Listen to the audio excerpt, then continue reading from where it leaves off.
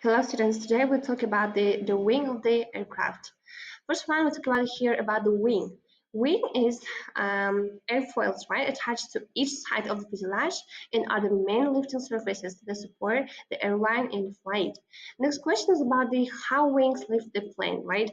So wing actually travels forward, right, like the right side and left side, right?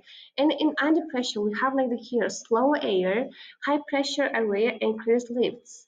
And about the here we have air and in the between like fast air and low pressure area and that parts creates the wings and how wings lift the plane. It's all about it here.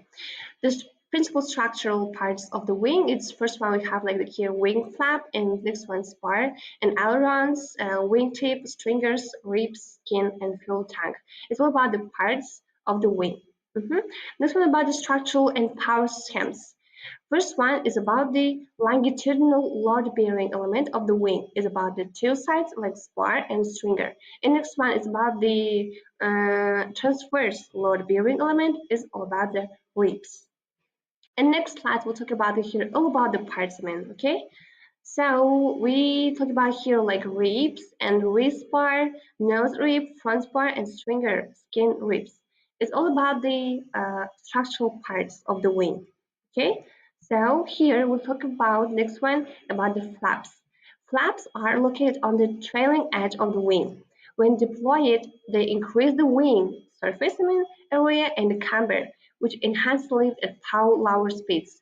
This is especially important during takeoff and landing when the airliner needs to remain airborne at minimum speed. So we talk about here about the flaps, right? Like during takeoff and landing, we use like flaps.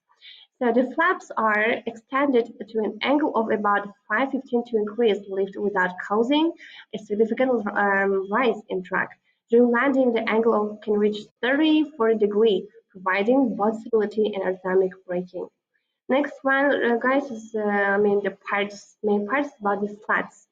Slats are located on the leading edge of the wing and operate in tandem with the flaps. The function is to stabilize the airflow at high angles of attack in order to prevent full separation stall.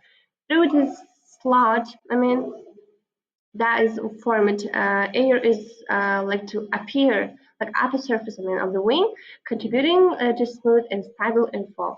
As a result, we have like, the critical angle of attack increases.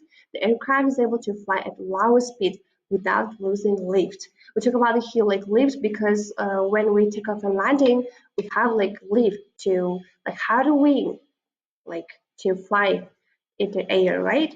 Mhm. This one is spoilers. Spoilers are movable panels on the upper surface of the wing. They rise upward, disrupting the laminar airflow and reducing lift.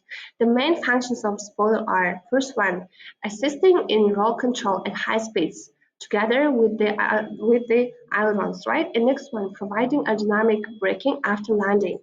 After touchdown, the runway air spoilers automatically deploy to rapidly reduce lift and transfer the aircraft's weight onto the landing gear. This improves brake efficiency. Okay, talk about it here. Next part is spoilers, I can say. And next one, speed brakes. Speed brakes are dynamic brakes in civil aviation, right? Speed brakes is like a spoiler, but we have a very different works here, man. So speed brakes, guys, are dynamic brakes in acceleration, right? Like speed brakes can be structurally similar to spoilers, we could say, but they serve a separate purpose.